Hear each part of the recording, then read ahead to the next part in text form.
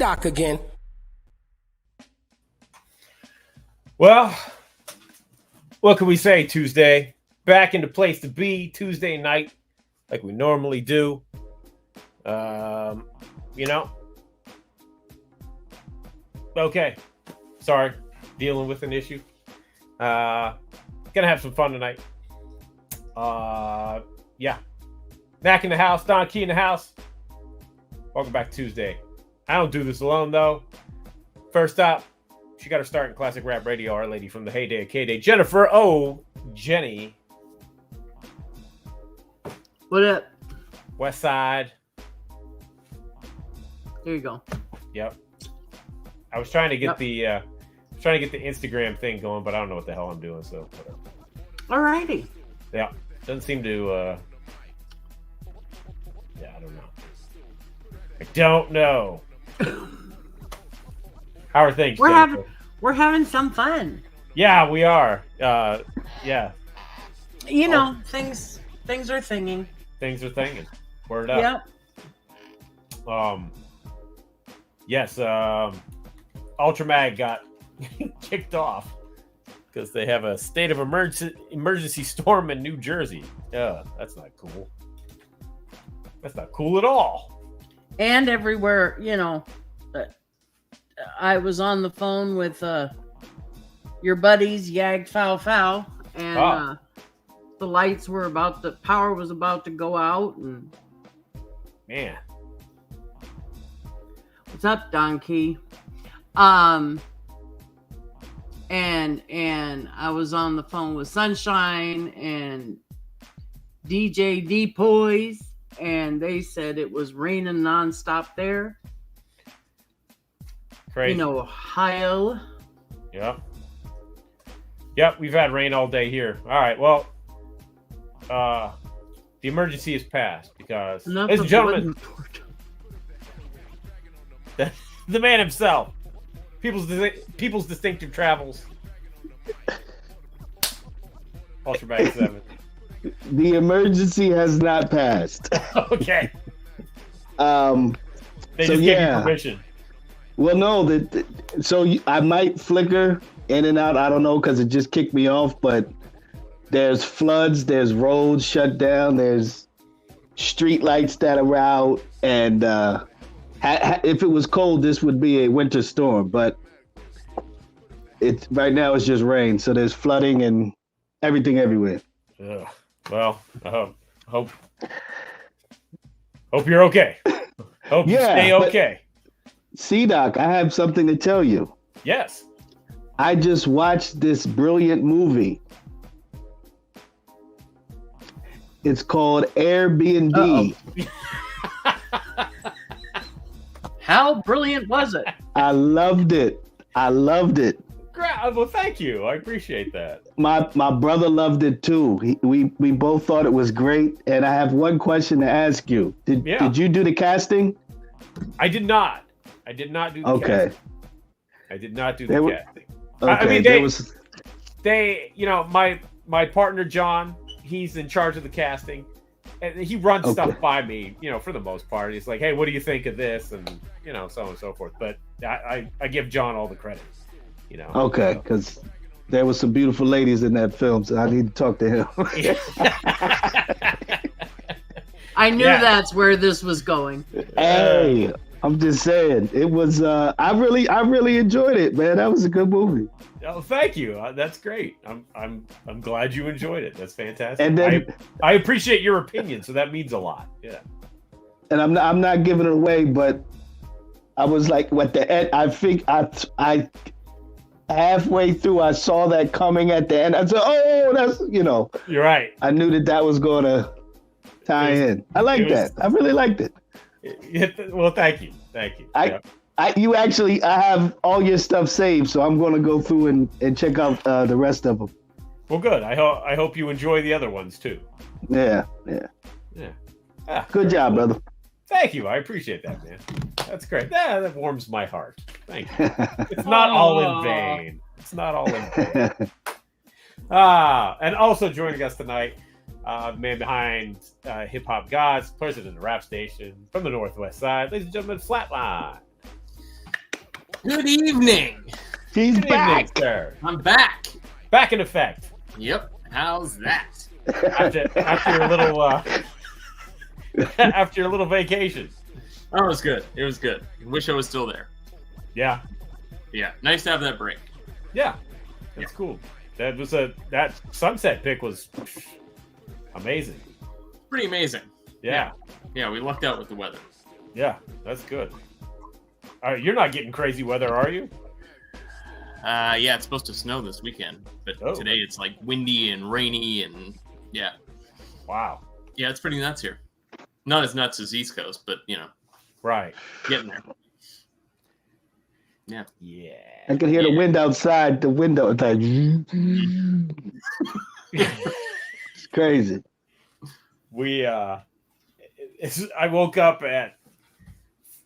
I woke up. I beat the alarm. I just kind of woke up this morning. It was like 5:35. The alarm was set for 5:45, and so I was like, "All right, I'm just gonna lay here for a minute." The alarm went off. Got up, went to the bathroom, and then I went to get Davey up so he could take a shower and get ready for school. I came downstairs, put the dogs out, Mm-hmm. and I look outside, and it's like snow, just like coming. I'm like, "What the hell?" Because it was supposed to rain all day today. Mm-hmm. And one of the dogs went flying past the window. Oh no! The dogs were just like, "Ugh." I'm like, get your ass out there. So luckily it hurries them up. So they went out, did their thing, Mm-hmm. and then Mara's like, "Hey, 2-hour delay." I'm like, Yeah. okay, cool. I'm going back to bed. So Mm. 2 hours later, I wake up, and it's like sleeting, and Oh, trying to get Davey ready, and I'm like, I'm hungry now. Mara, you want breakfast? Okay, cooking breakfast. She comes down. Yeah, they canceled school. Ah. I'm like, okay, all right. You know, you could be in Alaska like my brother, and they used to cancel the buses coming to pick up the kids because there was a moose. I'm not kidding. Yeah. You No. don't screw around with the moose. Nope. Yeah, You Just just with the moose. don't do it. Mm-mm. yeah. Oh, speaking of Mara, I see she's on the text, and she's actually driving right now. So don't be texting Mara. What the hell? What the hell? She's not even. Hey. Come on, babe. Jeez. What the hell, hand? Yeah, it's shitty weather out there. But anyway, it's enough of that. So I still love you, babe. Just come home safe. You do. Oh yeah. Oh, that makes it right. Yeah. Jeez.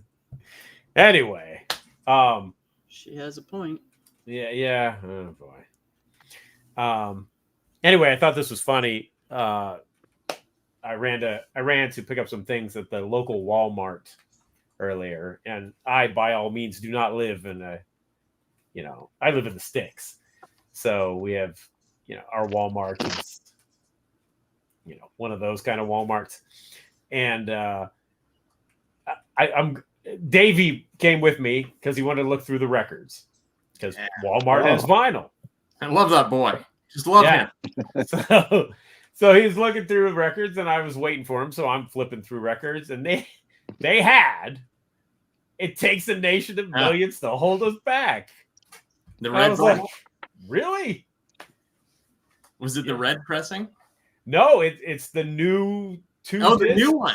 Oh, Yeah. wow. yeah. Yes. Big wow. Yeah. I've seen it at Target too. Yeah. That's where I've seen it. Yeah, Yeah. I last time I was at Target, I did not see it there, but Huh. at my goofy ass Walmart, they had it. Yeah. Of all things. So that was a wow today. For sure. Only took 35 years. Right? I sent Chuck the picture. I was like, I never expected to see this at Walmart. Yeah. His response was ha. Ha. Yeah. which, Lord. which is the proper response. Yeah. Nakor says his Walmart vinyl selection is ass. As one would expect, Yeah. It is Walmart after all. It is Walmart after all. Right. Yep. So, Flatline, Yes. what's up with Hip Hop Gods Radio? Oh, I'd be happy to tell you. Last week, we had our 2023 year in review show, which was a monster, 22 tracks. But this week, we're back to all the new music again. And I'm going to run it down for everybody so you know. Okay, run it down.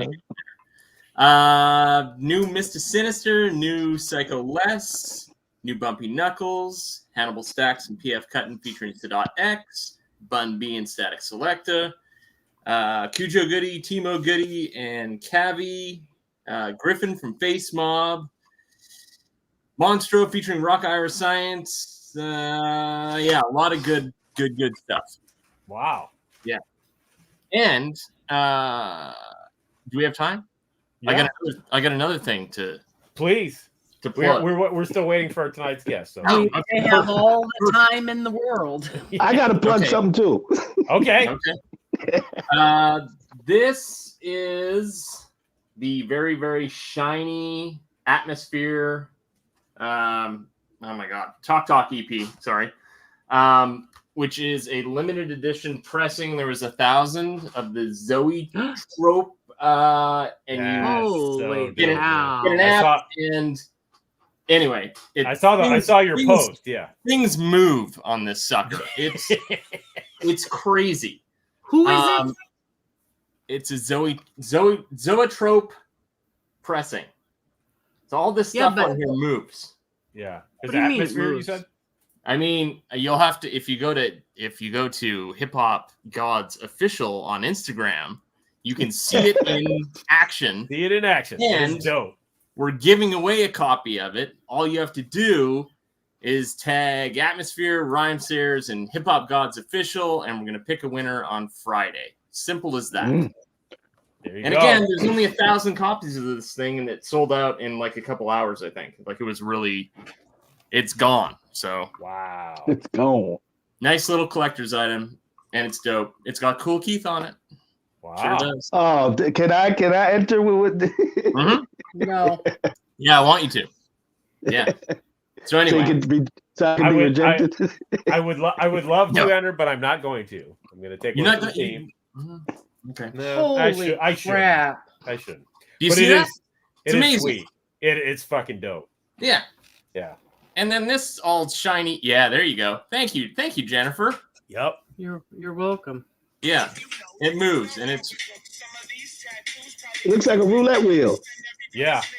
yeah, Holy crap. yeah, That's super dope. yeah. And this is very shiny on the inside. And on... I should not be staring at this with my vertigo. No, you shouldn't. You should not. No. Yeah. So anyway, Hip Hop Gods Official on Instagram. Enter and win. Maybe one lucky winner. One lucky winner. There you That's go. dope. Yeah. Ultra Mag, Yes, sir. what do you have for us? Oh! I'm sorry. No, that's okay. It's been out for over a week, but I forgot to say it last week. There's a new episode of People's Distinctive Travels, featuring DJ Too Tough Hell and yeah. Yeah. Sugar know, bear. yeah, I don't know what Sugar Bear was saying at the beginning of that. But he says a bunch of he says a bunch of stuff. You know, he talks a lot about Spit Slam and Hip Hop Gods and Mrock and C-Doc and Chuck D and the whole family. So Yes. Super very dope. good episode. Check it out. If you love the Tough Crew, you love DJ Too Tough, Yeah. you like DJing, you want to hear about Philadelphia, all that stuff. Check it out. Definitely something in the water in Philly when it comes to DJs. Mhm. Yes. Absolutely. You know? Yep. That is true. Oh, I want to show you guys. I picked this up because I think it's like one of the last. I don't remember if it was one of the last ones or not, but I had to grab it. So Woo! Yeah. Oh, Dylan. Nice. yeah, Uncut gems. Uncut gems. Yep. Yep. With Oh, you just reminded me. He There. texted me earlier. I got to hit him back. oh yeah, yes, you should. Yeah. if there are any the more of those, cassette. I might get one. Yeah, you should. You should. If there's any left, yeah. I know. It was running low, so I grabbed one. Yeah. Good album. Yep. Dope stuff. Mm-hmm. Yeah. Damn it. I had something I wanted to. That's why I got to take notes. I had something I wanted to bring up that I saw earlier, and I don't remember what it was. I see. I do see real quick the Hip Hop Gods Radio. You did you did the great ass. Yeah. You got your head all the way up it. Wow. When I think of asses, a woman's ass, something comes out of me. What's happening? Ferocious, aren't I? Yeah, it's not like one of my favorite movies ever. Love it. Yeah, Hank Azaria's reaction is just perfect. It's priceless. Yeah. Yeah, because you can tell he almost breaks. He's almost like, what the hell? Yeah. Like, what the hell is happening right now? Yeah. So, damn it! I saw something earlier, and I wanted to talk about it. I'm trying to remember what it was now. Something hip hop ish. See about it. Something hip hop ish. Yeah, something hip hop ish. Hip hop related. As I well, that's what we do. Yeah, exactly. Yeah. Well, okay. Well, we can mention this because I guess it's official now. Yes. Speaking of DJ Too Tough, he is going out on the road with Ultramagnetic MCs. He's going to be the guest DJ for. Wow, that's dope. Yep, they're doing a European tour. Yep. And, who isn't right now? Right, it's the place to be. Everybody. Yeah. So if you're in Europe, go check out the Cool Keith and Sed G and DJ Too Tough on the Wheels of Steel. Nice. Hopefully they'll bring that show to the States. Fingers crossed. You know? Yeah, I would hope so. Yeah, later on. Mm-hmm. That would be a good 2024 kind of thing. There you go, Dontkey. That's right where they are. There you go. They're going to be. On the way, Dontkey. On the way. So, yeah. Get your tickets now.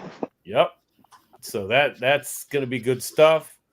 What else? Oh, there's an Ultramag 7 video. All right.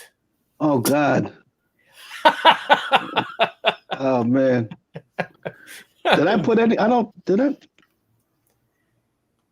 Did I put up something today? I don't remember. You did. The Fantasy 3.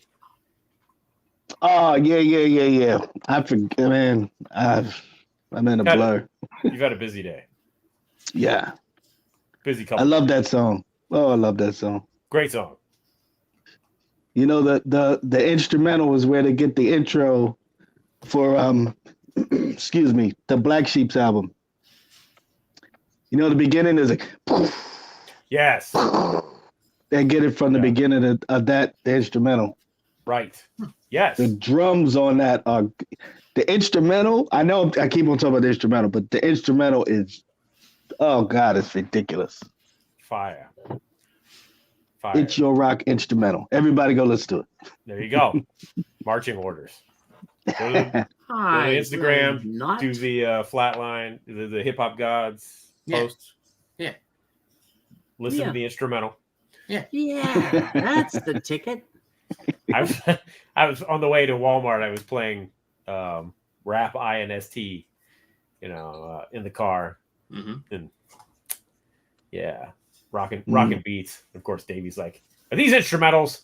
I'm like, "Yep, all day." He goes, "I like it better with words." I'm like, "Okay, boy." Whatever better with words. Yeah. Whatever you say, son. Whatever you say. Yeah, man. Damn it. What? Something I wanted to bring up. I will bring this up. Wasn't what I was thinking, but new release Friday from Spit Slam. DJ Mrock got a new interesting. What is it? More like jungle drum and bass remixes. Yeah. I'm looking forward to it. Yeah, it's gonna. I gotta get you the. Yeah, I gotta get that. I gotta get the promo uploaded, but because I don't think it's up yet. But yeah, it's coming out Friday, so check that. New DJ Mrock. He went back to his first Spit Slam release, which was Night of the Living Jeep Beats, and went and stripped some vocals from it and made some lunacy with it. It's great. It's a nice new twist on an old favorite. Let's put it that way. So, yeah, that man is multi-talented. He is indeed. He goes in one direction, and then he decides I'm going to go in this direction. Maybe I'll try to go in this direction, and he like does it all so well. I'm always impressed with what he releases. Yeah, yep. He pitched it to me. He's like, "Hey, I was thinking about doing this." And I was like, "Yeah, let's do it." And he's like, "Are you sure?" I'm like, "Yeah, whatever you want to do, man. I'll put it out." C-Doc hasn't heard of a record he doesn't want to put out. Yeah. Oh, I have. Yeah. There's been some. Yeah. There's been one or two that have come my way. And I'm just like, yeah, that's not going to work for us. But it's funny. It's funny when some people, I tell them what the sound is. They approach me and they're like, yeah, I want to, I love what you guys are doing. I want to get down. I'm like, okay, well, this is what we do. This is what I'm aiming for. Right. And they go, oh yeah, I do that. And then they send me the record and it's not that at all. It's like, well, okay. We have different opinions on what this stuff is. He sent you a record full of harps. Yeah. I might put that out. You never know. If the drums are hard enough. Yeah, if the drums are dope, right? I might put that out. That's what it comes down to. Yeah. Yep. But yeah, so I've had that a couple times. I'm just like, I'm gonna have to pass. So, whatever. But Mrock, I'll put out Mrock stuff all day because he just does some great stuff. Yep. So, any word on our guest, Jennifer? Okay. All right. Hopefully he shows up. There was some slight miscommunication earlier, but that's all right. Yeah, we'll see. Well, and I don't know where he is, but if he's in the middle of all of that, that's true. Yeah, that is. Did he true. pop? He popped up earlier, or nope. Oh, so we'll see. We will see. Yes, we shall see. I got some records. You want to see my records? Yes, please. Grab a record. I'll be right back. Okay. I got a Michael Jackson 45. Which one? Got to be there. Nice. Little Motown action. Yeah. It's very scratched up, but it costs $4. Hey, that's a deal. Yeah. I was actually pulling out. I was going through my 7 inches the other day, and I had some stuff that I forgot that I had. Some kind of interesting stuff. Since we're talking 7 inches.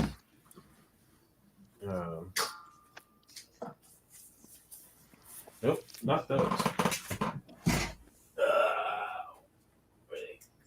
Where'd they go? Hello, Jennifer. Hi. How are What's you doing? happening? I'm doing all right. What's happening with you? I'm looking at my Harry Belafonte record. Nice. Oh. Wow. Rest in peace, Harry Belafonte. Yes. Yeah. Most deaf. I just saw him. I just saw a video of him and who was it dancing? It was kind of funny. Well, that it was story like that Gene Chuck Kelly told us. or somebody. Oh, wow. Okay. Oh, yeah. That So I story found that Chuck told us was the funniest thing. Go ahead. I'm sorry. No, the Harry Belafonte one. Yeah. Yeah. Yeah, I found this. I was digging through my 7 inches, and looking for something else, and I found this. Oh. It's I LL was gonna Cool say, J's. LL Cool J. I'm that type of guy with It Gets No Rougher on the B side, and I didn't even remember. I don't remember buying this. Word? Yeah. Oh, okay. I didn't realize I Alrighty owned then. this, but okay. So yeah, that was kind of a surprise. Speaking of LL, Ah, I can't get it. lined All up. right, hold up. Is that I Need a Beat? This is the first record on Def Jam. Yeah. Wow. Dope. Doc, I think you'll appreciate this one because I know you did a pressing kind of like this. What is it called? It's Lace cut. Yes, thank you. Yes. So this is Cut Beatles and Godfather Don. Wow. Godfather Don. Wow. And they did 25 of these. And I got one. Dope. Yeah. Yeah. So yeah, it's really pretty amazing. And then I mean nothing plays on this side, but that looks dope too. Yeah, that's You cool. almost want to like hang it on the wall. Right. Yeah. I'm guessing Cut Beatles Godfather Don, it's gotta be pretty dope. It's pretty dope. Yeah. Yeah. Yeah. Pretty dope. Cutbeatles.bandcamp.com. You can hear it there. You can't buy it, but you can listen to it. They sold them all. Mm-hmm. Gotcha. Sold it very quickly. Yeah, I'm sure they did. Woo! Look at that guy. Yeah. Yeah, there you go. Yeah, and I'm glad you got the correct cover too. You know? Of this? Yeah, the OG cover. Look. Oh, of course. Yeah. Look up at the There you go. flatline and his dollies. Right. There you go. Oh, whoa. You will lose today, my friend. I'm looking at a stack. A stack. a stack. Wow. Trying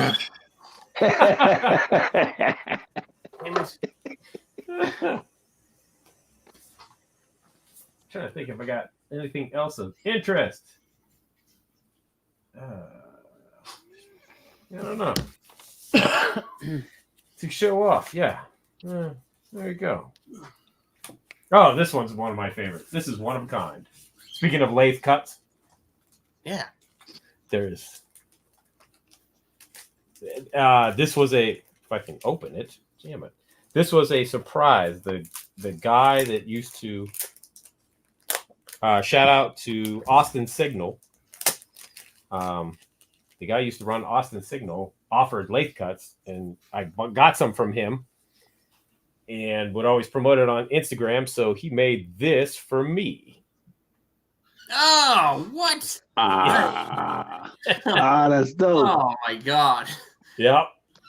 So it's an Impossible song. It's the Get Up Wow. by the Impossibles, and Oh man. one of a kind. That should Yep. be up on the wall. Yeah, I don't want it to get destroyed. So Yeah. I don't trust the wall. You know? Don't trust the wall. So yeah. That one's pretty cool. And then speaking of the lathe cuts he did, there's only 4 of these. Somehow I got 2 and I don't remember how. Maybe there's 5, but yeah, we did this. What? Yeah. Yeah, the Bernie Got Burned single. Mr. Chuck, Jahi, me, and the late great Marcus J. Yeah. And so I had to make these for as a Christmas gift. And so I know Marcus got one. So there might be 5. Marcus got one. Mr. Chuck got one. I'm guessing Jahi got one too. It's been a while. But yeah. So, and somehow I got 2. I don't know. So I'll leave these for my kids to sell for $1,000 someday. That's right. Yeah. Yeah. Mara says a quarter. For a quarter, I heard Yeah. that. Don't let my wife sell my records. Please. Oh, I had a question. C-Doc. Yes. Was that Half Pint was in that movie, correct? Yeah, she is. She is in the 'Cause- movie. I'm telling my brother, I said, yo, that's well, I'm like, that's the chick from Son of Berserk. I was like, yeah, Half Pint. Yes, Half Pint is in Airbnb. Yep. She did yeah, so those what we did was we put out a casting call for actors and they would just do stuff and they just recorded it on their phone and then we gave them the dialogue and stuff and then Half Pint was great, by the way. She sent me like 4 different versions. Wow. And each of them were different characters with different outfits and the whole 9 yards. I was just it's like shit, okay. Yeah, so she went above and beyond. It was dope. She was ready to go. Yep. You can tell I enjoyed that movie. You could tell. Yo, man, that's great. I'm glad you dug it. That's great. And I saw your cameo. Yes, which originally was not much, but slightly longer. But yeah, and had to come down in the edit. So which I'm not mad at. There's a great outtake, by the way, of that. Which I got to put up on Instagram. Okay. Of that scene because I played it fairly straight on the first take and they're like, yeah, what? They were kind of like, everybody was kind of like, what? That's all you're gonna do? And I'm like, oh, okay.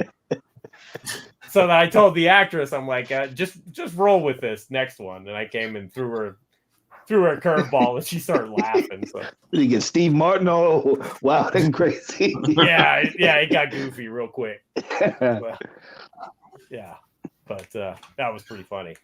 You know what else too? There's the scene when she comes home and the house is rearranged, and there's that the kids on the television. I don't know if you noticed that. Like the TV's on and there's the kids playing baseball or whatever. Uh-huh. That was a movie that my cousin John and my brothers made. We made back in 1990 when we were kids. Wow. That was one of our kid movies. Yeah. Wow. It's called Field of 17 Arms. It's about a kid that wants to play baseball and he only has one arm. I was gonna say, why does this sound like Rin 5-5? Yeah, that's why. So yeah. Okay. So I was gonna put that up on Instagram too. The actual clip. Hey, got your own Easter eggs in there. I like that. Yeah, exactly. So yeah. Anyway, I still haven't remembered what the hell I was gonna bring up. Okay, so. Damn it, man. If you guys haven't seen it here on Channel Zero, the Stetsasonic video with Rusty Jux for Notes of Impression is out now. You go watch that. Yep. Trying to think what else is going on in gearing up for this year. We're gonna have an interesting year. Projects. I just set up a release for February. A little early yet. Yeah, a little early yet. But we'll be talking about that pretty soon. Yeah, thanks, Han. In a few hours? Yeah, in a few hours. Oh. Yeah, it's official. I think I was born at 12:27 a.m. I think that's what it was, something like that. Dun, dun, dun. I was born at 12:57, I think. Yeah. Not tomorrow. I don't remember. Not tomorrow. What was that? I don't remember. I don't remember. It's not like I was there, but you know. Well, you were there. I was there, but that's true, Don. At least it's not 100. Not yet. God help us if we're still sitting here 50 years from now. Hey, There you go. Flatline, how was your vacation? Yeah. It'll be the reunion show. Our lady from the heyday of K-Day, you're just gonna have to hold up an urn. Here she is with a giant West Side on it. Yep. Throwing up the dubs. We'll have the commissioner figure, and she'll be holding your urn like this. There you go. Right, because hey. Yep. There you go. Komish. Yep. There you go. Well, that brought back a really off-color joke in my head. Well, All right. C-Docs, speaking of last week's interview, yeah. our Fred Mocha only. Yep. That was He's a his Midnight choice. Marauders guy. He is. He is. As am I. Wait, Flatline, were you Low end, You're low end. just by See? by a smidgen, Yeah. because they're both But, excellent albums. Yeah. They're all pretty good albums. There's some great songs on some of the latter ones. It took a long time. It took a long time for me to get into beats, rhymes, and life because I was such a fan of, Midnight Marauders. But I think it took us all. But now I understand it because Q-Tip lost all his stuff, or so it seems, and then Dilla, did his thing, and it sounds like a great Slum Village album. Yeah. But yeah. I think it would be. I could hear a lot of those songs, Yeah. JD, Batin, and T3 on them, but it had to grow on me to be a Tribe Called Quest album. Yeah. What about did we talk about Love Movement? I don't remember. Did we talk about Love Movement last week?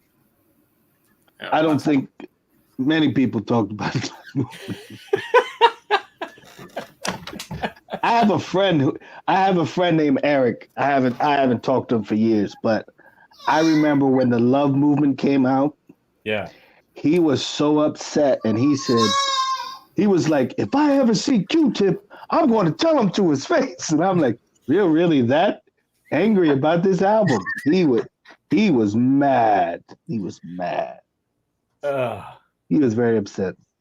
I don't think it's that bad. That's what I'm saying. I'm like, really? I actually think once it gets past the Noriega song, I think it actually hits its stride. And yeah, he was good. mad. I saw them tour they opened up for the Beastie Boys. yeah. On the Beastie Boys Hello Nasty tour. Yeah. And I saw them. That's the only time I got to see Tribe. Is that show. Wow. I never saw them. You never saw Tribe? Oh. No. I got to see them 92. Oh, so you saw them early. Prime time. Yeah. And what's crazy about it, because I've talked about this before, but I'll tell it again. They weren't even on the bill. What? Yeah. They weren't even on the bill. It was the last show, and I only know this now, but I didn't know it at the time. It was the last show of Public Enemy's 91 into 92 tour. And it was at the show I saw, because I guess Ice-T was on that tour as well, but he wasn't at the show that I saw, unfortunately. But it was PE, Ghetto Boys, Latifah, damn, Naughty by Nature,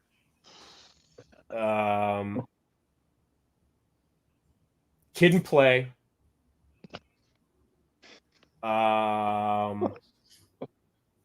Probably Oaktown 357. I don't quite remember because I saw them a lot back in the day. For some reason, it seemed like they were always opening the show.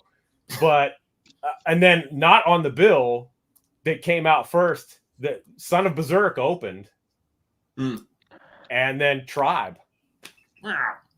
Yeah, and I was just like, what kind of show? What? Yeah, my God, lunacy, man, lunacy. It was crazy. Wow. Sounds like a show that happened ages ago. Where all I remember about it was we're gonna go on stage. Joe, can you watch her? And I was babysat by Curtis Blow for the rest of the evening. Curtis Blow. Man. Said I'm supposed to watch you. Okay, I'm going to the bathroom. But he said I'm supposed to. Oh. Curtis Blow. Man, Soulbox Tribe with LONS. Wow. Yeah, that's crazy. Listen, imagine leaders then? I mean, they'd just destroy everybody. Oh, yeah. Soulbuck has seen every person in hip hop perform. Like the story, like he's seen everybody. Mm-hmm. Seriously, like I ask him about, he'll tell me, "Yo, I saw this. I was at my horns and saw this person." Buck has seen everybody in hip hop. Well, it's also R.A. the Rugged Man. If you go and see him, if he's ever here, whatever city he's in, he picks somebody up. Yeah. Which he'll have somebody show up. He's pulling out the guest spots. Yep. Shout out to RA. Yep. Yeah. Did I ever tell you about the time I was at an RA show and I got on stage and beatboxed? Did I tell you that story? I don't know. I don't think so, but now's a good you time. Told me. Listen to my story. So what did you say? Proceed. Oh, proceed. I shall proceed and continue to tell my story. Wow. So my buddy. Wait! Before you continue. Da, da, da. Okay. Go ahead. All right. So my buddy Super Brown Bum used to DJ for R.A. the Rugged Man. And so he was coming to town. I said, all right, I'm coming to the show. So it was in Philly at this place called Kung Fu Necktie. And great name. So yeah, it's like a weird name. It's a real tight, small venue, but good spot. And so we're there, and I'm up front, and it was weird. Like RA was like, "Can anybody beatbox?" So I was like, I just thought he was asking, "Could you beatbox?" We're super hip hop, and can you beatbox? Right. I was like, "Yeah." He's like, "Well, come up on stage." And I'm like, "Oh, snap." So I get up there, and then I'm next to my buddy Brown Bum, and I'm like, this is the first time we've been on stage together since high school, like at a talent show or something. And I'm like, because me and Brown Bum were, in a hip hop group, right. We were kids. I'm like, yo, this is crazy. So I started beatboxing, and then I think he had some guy named Passionate MC or something. I hate the name, but he's dope. But he was with I don't know. I'm all right. I'm sorry. But did he open up for Fabulous? I mean, come on. Rico Suave. That sounds like the right bill. Fabulous and Passionate MC. Yeah, but that was cool. That's dope though. Yeah. That's it's a dope. I mean, like I said, it's a small venue, but I've seen Nonfiction there, John Wayne, who else? I've seen a bunch of Cage. Like, you get actually remember we talked to High and Mighty, that reunion show that they had was there. Oh, okay. So yeah, I've seen quite a few hip hop acts there. Mara says she wants to hear you beatboxing. Let's not do that. Can we not? Yeah. Oh, On the record, man. We're gonna do it on the record. Yeah. Gotta have a beatbox track. Yep. We had the DJ track, the beatbox track. Yeah. We have it all. Got to. We're gonna go. All there. right, Mara, tell Mara she's got to write that down. She's got to add that to the list of she tracks. said, please. No, nobody wants to hear me beatbox. She's still doing it.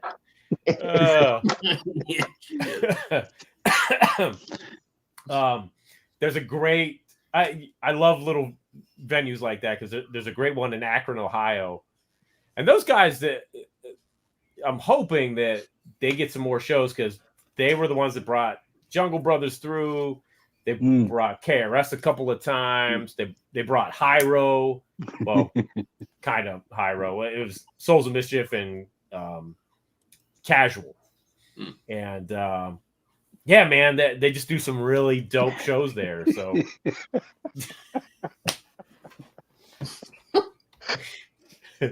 Is she still driving? No, she's home. She's home. Okay. Yeah. She's still a lot of texting driving. No, she is here. She is with us in the house, so to speak.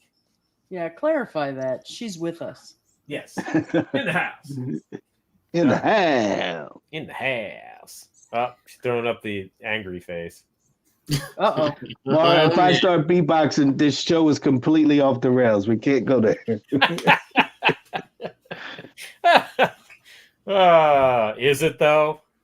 Yeah. We will only let him beatbox if he gets a piece of cardboard and throws it on the floor and does a little spin too. Oh man, it's getting crazy. He's looking for the cardboard. It's getting I bugged. one piece today. Oh Lord, she said if you don't beatbox, she's never watching again. The show? Yeah. Yeah, I guess. What else is there to watch? Hell, babe. Jeez. Yeah. Oh, what the hell? You're not hurting me, you're hurting your husband. Thanks. The show bears his name. That went left really quickly. Okay. Wow. I guess my wife's not going to watch the show anymore. I guess so. She said, done. Yeah. Oh, damn. See? You know, Ultra, what the hell? Can't Yeah. you try to save a marriage? What's happening? By beatboxing.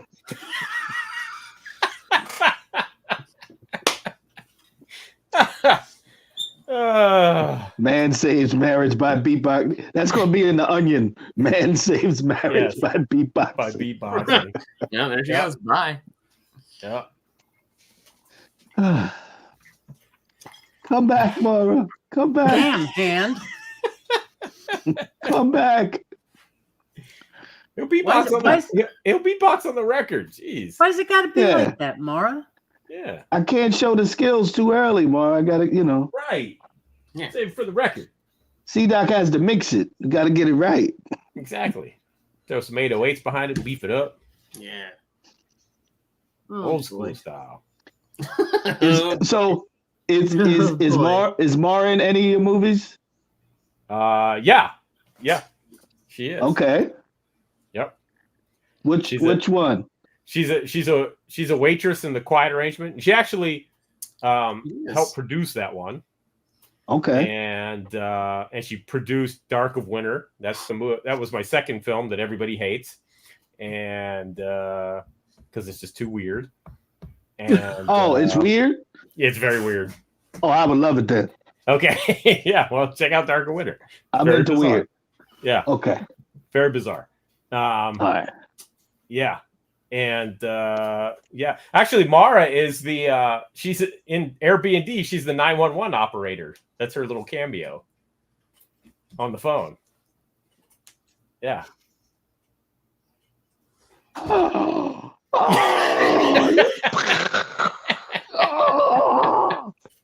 Yep. Yeah. I went looking for my copy of A Quiet Arrangement on DVD and I can't find it, but I know it's there. Wow. Oh, you have. Good. Oh, you have it. Yeah. Nice. I I'm stuck in the C-Doc universe now. I'm like, oh, now I'm gonna go back and look. Oh, that's crazy. Yeah. Listen for Mara. What'd she say? Still waiting on my my paycheck. Me too. Yeah. Yep. So yeah. So that actually, what's funny is or my favorite little cameo of hers is in Swing Low Sweet Chariot, because it's her. There's a shot at the mall and the two actresses are walking in the mall, and then in the background Mara comes walking and she sets little Davy down. He's just like, he's like, geez, I don't remember how old he was, maybe 2. Yeah. So Mara and Davy come walking down that's my favorite little cameo. Yeah. So I'm gonna be looking for all this stuff now. yeah. Fun stuff. Crazy. Indeed. So, yep. But all right. We are having some fun. We are. This is not here at the boarding house. Not what I expected the show to be, but that's all right. Nah. Yeah. Yeah, I wish I could remember what I was going to bring up that I saw earlier. Cat Williams. I don't know. Oh no, I haven't. I still don't even quite know what that's all about. But I watched the whole thing. Did you really? Yeah. Dontkey says his brother was in a Bare Naked Ladies video. Nice. Well, all right. I was in Purple Rain. Yeah, you got us all beat there, Jen. Do tell. Yeah, you got us all beat. And I was in a Monkeys video. Yes. Yeah. I was in Purple Rain. Mm-hmm. Yep. Yep. Oh, shizzle. Look who's here. Well, we'll bring our special guest on, because I know he's got stuff to say, stuff to talk about.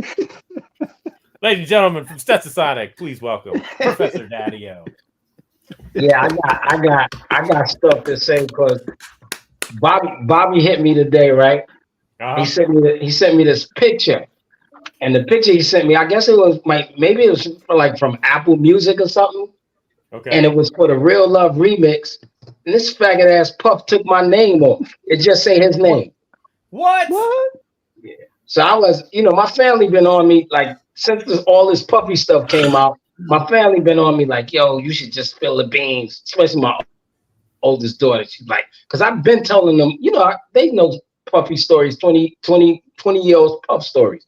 Yeah. They're like, yo, you spill the beans, you should spill the beans. You said, yeah. My daughter like, yo, you should write a book right now. I'm like, nah, never. And when Bobby showed me that shit, I'm like, yo, what the? This is crazy. Maybe a book's not a bad idea after all. I mean, I've been writing. I finished a book, but I have a friend that's an author, and he fine-combed my book and ripped me to shreds. Oh, really? Yeah. Well, look, I got the OG, man. The OG. Oh yeah, that's what's up. Yep, it's right there. The Okie Doke and all that is on there. Yep. Yeah. So it's on there. Wow. Yeah. But yeah, Shit, that's fucked up. Well, he'll get his Daddy-O. You don't have to worry about it. Yeah. Oh no, you're right about that. I talked to Jacob like last week, and Jacob was like, "Yo, he's finished." Yeah. Well. Yep. I don't know, man. It's sad. It's a sad situation because with hip hop, we try to be. I think all of us, everybody in hip hop, regardless whether you're executive, producer, artist, whatever, we try to be all inclusive. Like, you know what I mean? Like we've been that way for a long time. Me hanging around Chuck, I got an opportunity to see that, like, firsthand. We're bringing Mix-a-Lot on tour in the beginning, bringing Luke and them on tour, bringing Shy D on tour, like just people that we knew of because of hip hop, but everybody else was just looking at New York. And Chuck was like, yo, let's bring everybody on. Let's bring all these people in. Let's bring everybody on. Let's bring all these people in. So, you know, that inclusivity has been part of my matrix for like a long time, just hanging around Chuck D. So we try to be included. It's weird. Like when cats get real individual and territorial about this thing, it feels mad weird, yo. Yeah. Mm-hmm.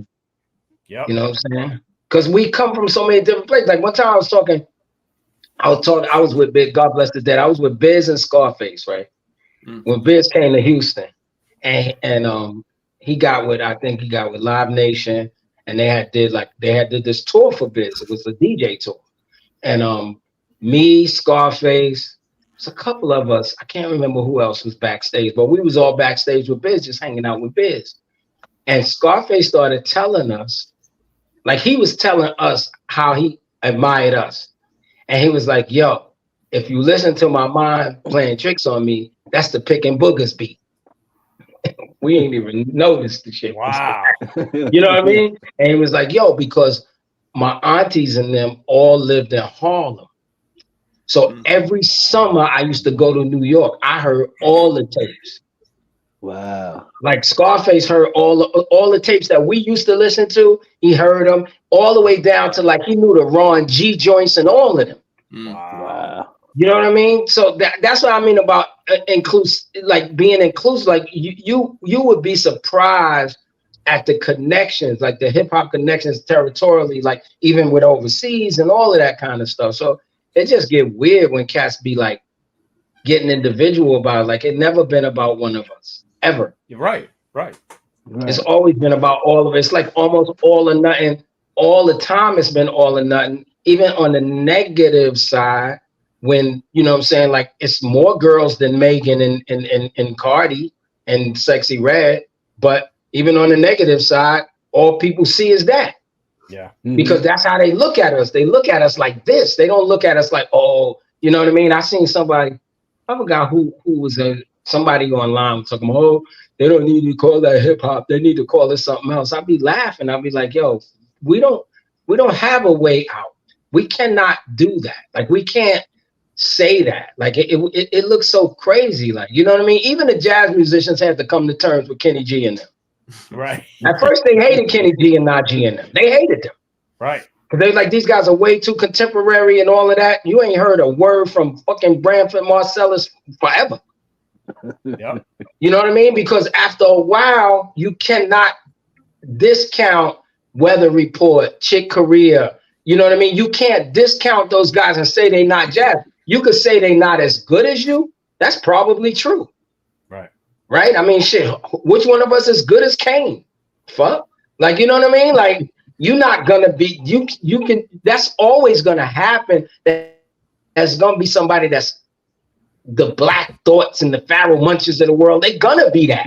That's their life. That's what they was born to do. Yep. But we can't disconnect ourselves. That's like Pharaoh or J. Cole or Kendrick saying, oh, nobody is a rapper but me. Right. I'm the only rapper. The rest of them is whatever. Like, that's crazy, man. I just think it's so crazy. You know what I mean? It's and the more I think the more we get together is the more we could be together. You know what I mean?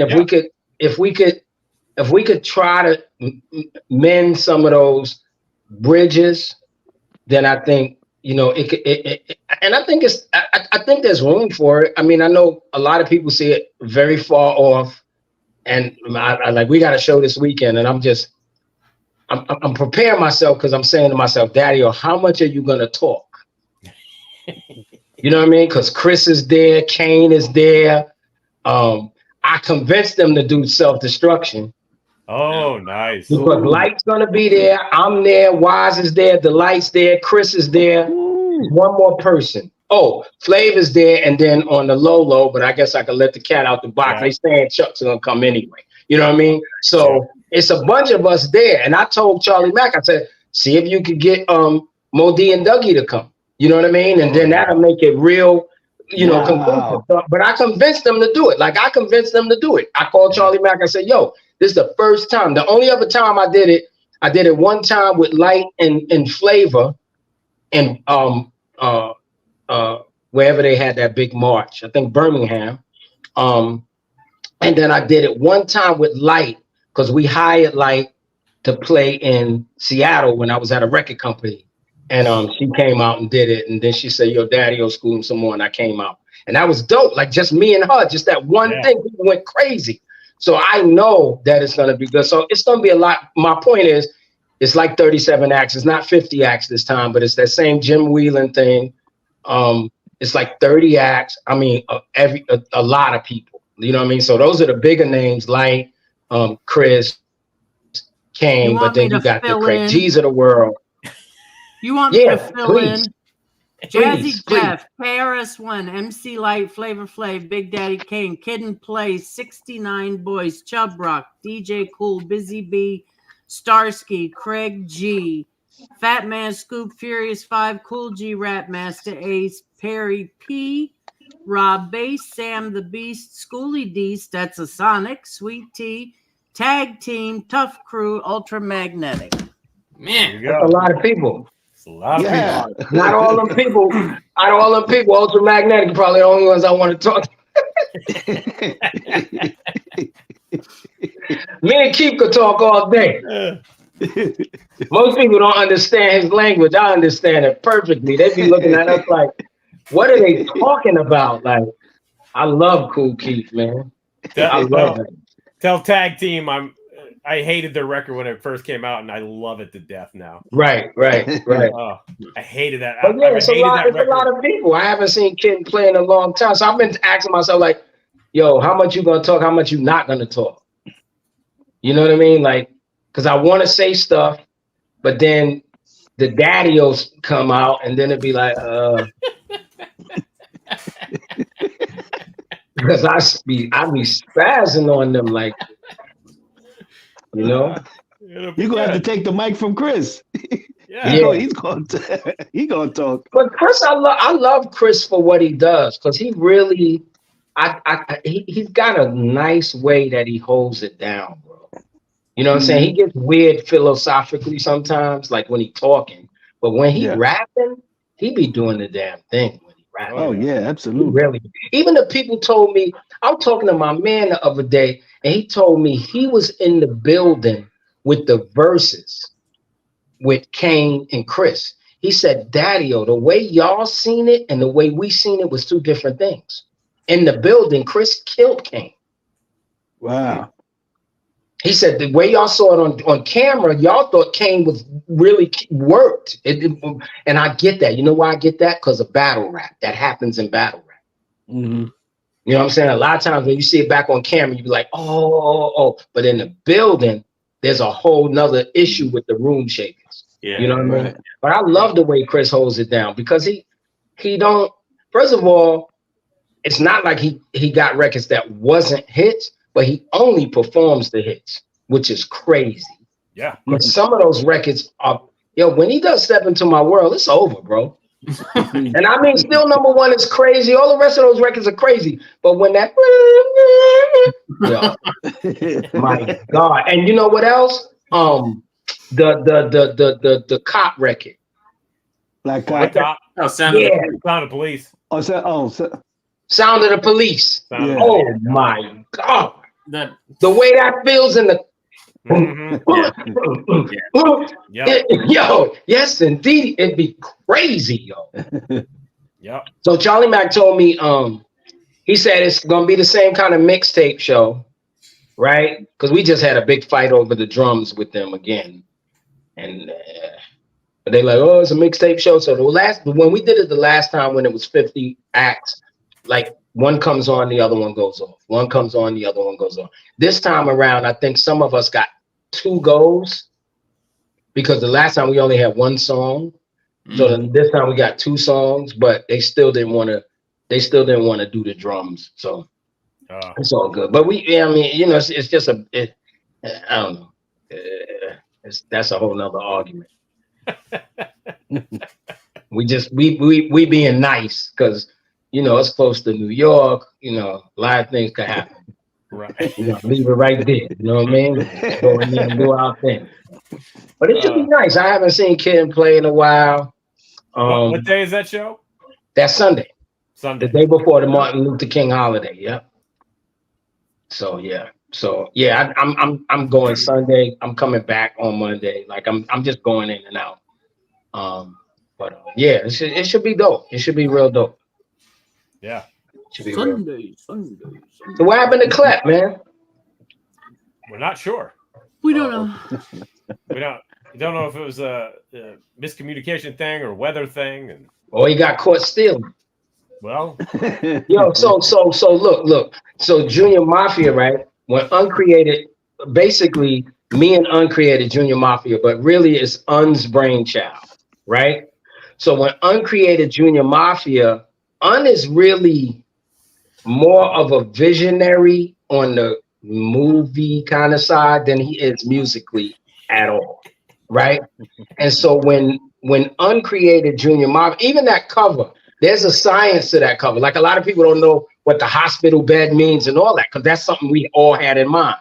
But anyway, we had these little vignettes we were supposed to do for each artist. So we had a vignette we were supposed to do for the Snakes, which was Ray Sean in them. We had a vignette we were supposed to do for the Sixes, which was Man and C's in them. We had a vignette that we was doing for Little Kim, and then there was one we was doing for Klepto. And the one we was doing for Klepto, because Klep got his name because he's a booster. You know, he got his name because that nigga nice with it. Like, he was real. And I don't know if he still do the shit. I'm talking about, Klep, I need a mink. right. And you got a mink, right? But that's the name, you know, for Kleptomaniac, right? So the vignette we had for Klep was he in this convertible with this girl. And he in this convertible with this girl, and the girl is she just beefing. Like, it starts off with her beefing, like, yo, you don't never get me nothing. You be out there now, you out there with Big and all them. I don't never be getting them, you know, just she beefing. So they pull up into a parking lot of a mall, right? And she talking, and he does this, and and then he's, I'll be right back. And then he gets out, and then we was gonna do that clock, you know, that clock thing that goes around, and then you see him come back in. As soon as he gets back in the car, he closes the door, and she goes, "Now, like I was saying, you don't never." And then at the end, you see him come from underneath his thing and start pulling out birds and fucking Rolexes and all of that. That was the Klepto one. But we had one for everybody. We had a dope one for Kim, a dope one for the Sixes, a real dope one for season them for the Sixes, because season them, their whole thing was supposed to be like funny. Like, it, let me say this. Junior Mafia never got to the fruition ever because of record company bullshit, right? And you know how the way record companies get down, I don't really always like to blame the labels. You know how I get, because I say, you know, we're the ones that signed the deal and everything. Right. But that same thing that you've seen in the past with record companies where there's a group and they pull the one guy out of the group and, you know, that kind of situation. I mean, we even seen it happen with Uptown, right? Because Andre's idea was that everybody was going to blow. So he wanted Finesse and Quist to blow. He wanted Father MC to blow. Like he did it all. But what ended up happening, Have ended up being the one that shined, and they kind of. So that's the same thing Craig Calvin and them did with Kim. So it never really got to where we wanted it to be. We had this whole idea for what it was going to be visually and all of that. And so C's was never supposed to be a solo artist. It was always the Sixes. It was three of them. And they were supposed to be like mischievous kids. The whole concept of the Sixes was mischievous kids. And the vignette for the Sixes was, you see Big come in, he dressed, you know, Biggie Smalls, a hat, the cane and all that.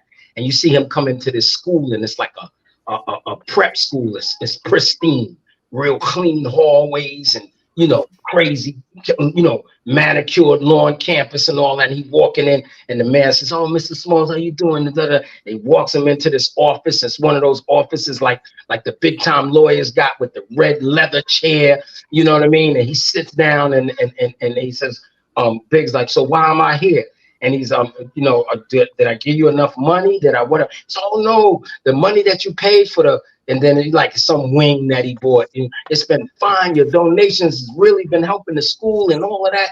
He says, so what's happening? Are their grades bad? He's like, "No, they all are B average or above and all of that." He says, "So what's wrong?" So when Big came in, you seen him like walk through the hall, and on purpose you saw him walk past the girls' bathroom and the boys' bathroom, and on purpose you saw how it looked, because the boys' bathroom and the girls' bathroom had dope doors and dope doorknobs and all that. It was like ding to the doorknobs and all that before he went down and said. So now they get up and they walk.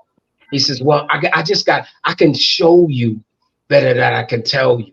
And they walk in there and they open. It's a beautiful bathroom. They open it, and beautiful bathroom, but you see all tagged on the wall, Junior Mafia. You know what I mean? That was the one for the Sixers. We had some dope ideas, man. But it's so because it was Lance's kind of brainchild, that's why I was always curious why they were on Big Beat. And well, the thing, the ill part is, I'll say it. My advice to and because of what I saw in the industry, none of those artists was signed. Was signed. Those artists were signed to okay. And I told them to do that because I said, "You're not gonna have no control," and that's what ended up kind of sort of happening with Kim. Gotcha. You know what I'm saying? Like, you're not gonna have no control if you don't have the control, if you don't set that control up in the very beginning. Right. You know what I mean? But it was just, I don't know. It was weird because we shot this deal everywhere. Like Drew Dixon just did a movie 2 years ago called On the Record about all that sexual abuse of Russell Simmons and stuff. I'm in the movie too.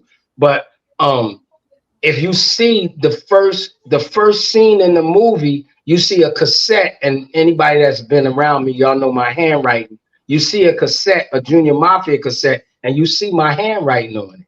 And she'll say, "Biggie gave this to me." And then she said, "No, it was Daddy-O. Daddy-O gave me the tape," because we shopped it to Drew at Def Jam. We went up the ill part, on such a visionary, right? That we went up to I guess at that time it was Columbia, and Faith was there. Okay. Faith Newman. Yeah. And we shopped it to Faith, and we were talking to Faith, and unsaid to Faith, because I can't, whatever that video is that Nas got on fatigues, and he got the hat all the way down on his head, right? And unsaid to Faith, he said, "Yo, why you got that handsome kid with a hat on in street clothes?" and Faith was like, "You think kids is gonna want to wear Versace and Gucci?" That's what she said. Wow. Because what I tell people all the time, and this is no lie, and this is no disrespect to my man, God bless the dead, what Biggie was rapping about was Un's closet. That wasn't Biggie's closet. And the proof of that, it could be proven. Dream Hampton wrote an article for the Next Up. I forgot what they used to call it in the source. It was like Next to Blow or Next Up or whatever. Yeah. And it was called, the Biggie article was called The King of New York or something like that.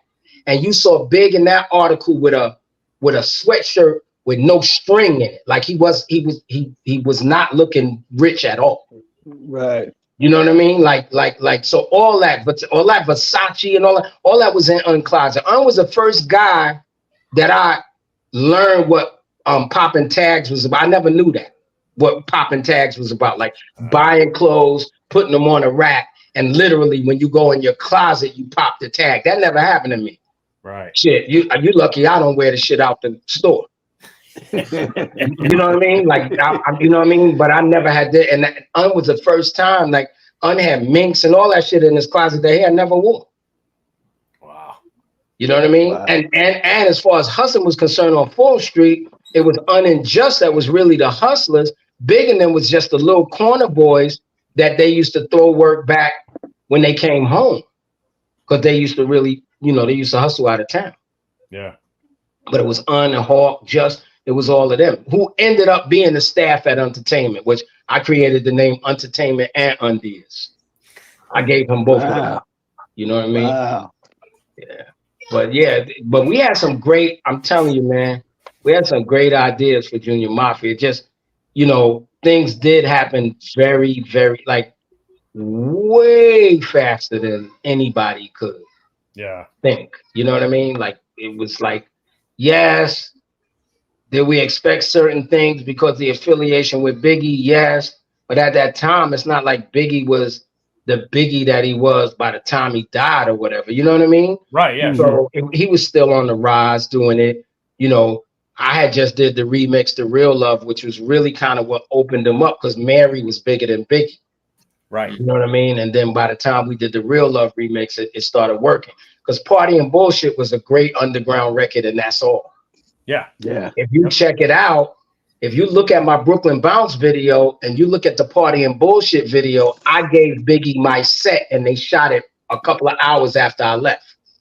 Wow. You know what I mean? Because you'll look at it and it's the same set because in New York, you have to get permits to record in the street. And I had the permit till like 8 and I had finished like 5. And so I gave him the set and they shot Party and Bullshit at at that video. Yeah, we did I did a lot for them, man. I did a whole lot. We stopped. That was the same day I stopped Puff from really was keyed off. Stopped Puff from getting killed. Because little Larry was gonna kill him. I mean, really murder him that day. Because we gave him the set and then he started trying to be a boss like Puffy do. You know what I mean? And Larry, anybody that know Larry from right out there from Fort Greene, Larry's like, yo, who does this nigga think he is? Like, what is he doing now? Like, are you crazy? Because Larry and them was holding us down. Because not to say we couldn't, but who the hell knows? You right there in Fort Greene shooting a video. Anything could happen. You know what I mean? But Larry, like, that crew, y'all not touching them. Like, y'all leave them alone. So anybody that might have been coming thinking they was gonna take cameras or whatever, none of that was gonna happen. Then here come Puff with the yappy, plus he don't look like he made or nothing. And we literally, I was with Kedar when we took him in the corner and he said, yo, because everybody, look at me and Kedar like we was brothers. And he said, Larry, please, I'm begging you. This is my brother video shoot. Please don't kill him. And he left him alone. You know what I mean? Wow. Like, I mean, that guy. I don't know, man. I'm not gonna say the Malcolm X chicken come home to roost. I don't really believe karma like that because I study religion. So karma to me is an Indian concept that means you could come back as a roach. So I don't really look at it like that. Maybe possibly you reap what you sow. Maybe that kind of works, but I don't know, man. Puff got away with a lot, starting with the city college shit. Oh yeah. I remember that. Yeah, he got away with a lot, man. He got away with a whole lot, and it kept rolling. He kept getting away with stuff. It kept rolling. He kept getting away with stuff, and it's just, I don't know, man. I mean, and then, people. I don't know, man. Stupid stuff getting people away. Like that's the thing that be weirding me out. Like sometimes people do weird stuff. You know what I mean? Like just kind of for no reason. You know what I mean? Like you really don't have a reason for that, but you're doing it. I don't know why, to see that you can. Like I don't. That's the part where I really don't get it. You know what I'm saying?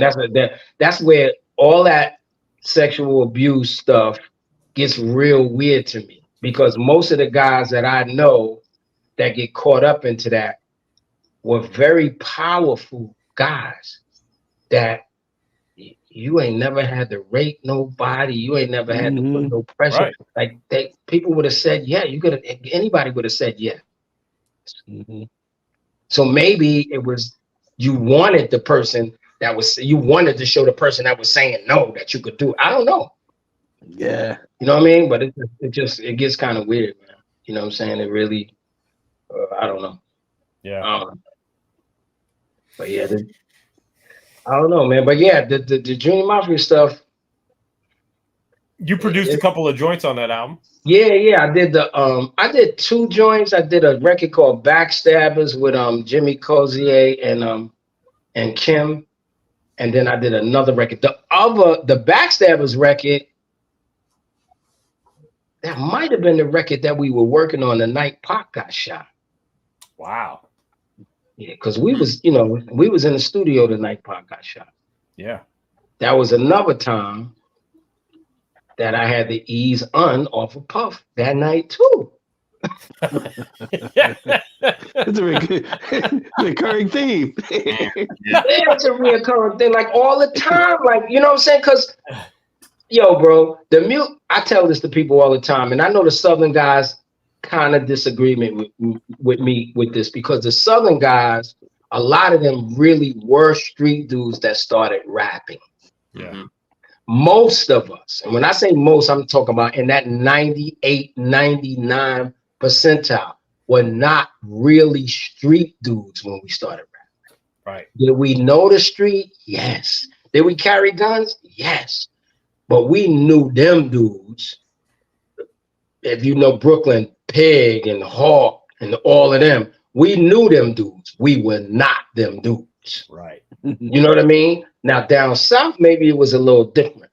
And so in the beginning, you had to make a separation between all of that. You had to be smart enough to make distinctions between all of that. But a lot of guys, when they got in the music business, I'm saying guys, when I say guys, I really mean New Yorkers. When they got in the music business, they felt that was a reason, like, to puff their chests out. But in the meantime, in between time, these street dudes are still who they are. Yeah. Mm-hmm. You know what I mean? And they good everywhere they go. So if I gotta go back to Rikers Island, or if I gotta go back to Clinton, it don't matter, bro. Right. You understand what I'm saying? Because I'm still gonna be who I am. You, right, on the other hand, are some music guy talking, and then what really I think kind of messed it up a little bit was the lyrics. Yeah. That's why, for me, I tell this to people all the time. In the 90s, I stopped listening to New York music. So I don't own a DMX album. I don't own a Big Pun album. I know none of those records. I know Fifth Ward Boys. I know E40 and the Click. Mm-hmm. I know all of the Houston Boys. I know all of that because I could tell when I heard UGK the first time they wasn't lying. Right. I could tell they wasn't lying. But a lot of the New Yorkers that I heard talking on record, I knew they were lying because I lived there. Yep. And I was still, I came into this thing as a grown man. I was really not a kid. So, you know what I mean? It wasn't like I was 20. I was 25, 26. So I saw all of it unfold, the whole crack game come down, who knew what, when Zab Judah father was running Brooklyn and all. I knew all that. You know what I mean? So you couldn't lie to me and tell me you tough guy, you this. I done seen cats bottle you up before. And so I couldn't take it. But I think that the lyrics kind of messed some of these guys up, because you got guys like Puff who ain't made of that. And then you got guys like Biggie who's talking and he's signed to you. Yeah. Mm-hmm. So you kind of feel like you the ready to die dude. Yep. You the give me the loot dude, but you not. Right. You know what I mean? But because he didn't even say it's my nigga Puff. He said it's my nigga Pop from the barbershop. You know what I mean? Hey, real quick, live and direct from the car, Mr. Chuck D. Wow. All right. Where you at, Chuck? He's muted in the car. We know he's muted. He's just driving. He's talking, but he's muted. Oh, he's muted. He don't know. He's trying to figure it out. Watch them. Watch them, you know. We can't hear you. We can hello. I guess he can't hear us either. We can't hear you, sir. He's working on it. You know he'll get it. Yeah. Oh man, he's telling a hell of a story. I wish I could. He hear is. Right. He is. Yeah. He's Wow. doing it to it. Yeah. All three, everybody. Yeah. I know, right? Can't hear you. Can't hear Everybody. you. Can't hear you. Hey, Oh. Chuck D. Hey, listen. What I had to say was some super jewels. No.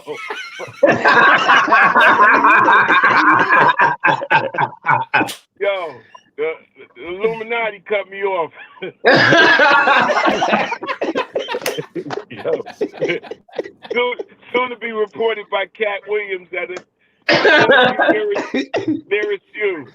Big up to Cat Williams. Big up to all that comedy. I never thought that the comedy world would deliver so much drama. Yeah, that's crazy. You know, because before, you know, after society slipped, then it was up to rappers and MCs Right. and people in music like Gamble and Huff and Message in the music. So then people stopped listening to real people and started listening to musicians and singers when it really wasn't supposed to be like that. All musicians and singers were supposed to do is reflect what real people were doing every day. Mhm. But that even happened in the film industry when Dr. King was killed in 1968. There was the wiping out of the Black Panthers, and COINTELPRO was flying high in 68, 69, 70, 71, 72, post-Vietnam. And then you started seeing black superheroes, but we were only in movies. That was the beginning of the black exploitation films where the black hero always won. Yeah, but we was winning in movies without a real life. The real hero was shot in 1968 in Memphis. Mhm. Was Right, shot right. in New York City at the Audubon Ballroom in 1965. Right. Who didn't win, and big up go to Regina King, who's playing the role of Shirley Chisholm, you know, who's Bismarcky Bar, you know. Reagan was the president, but voted for Shirley Chisholm. They never gave the Biz Right. that was more political than anything the PE had done in our first year.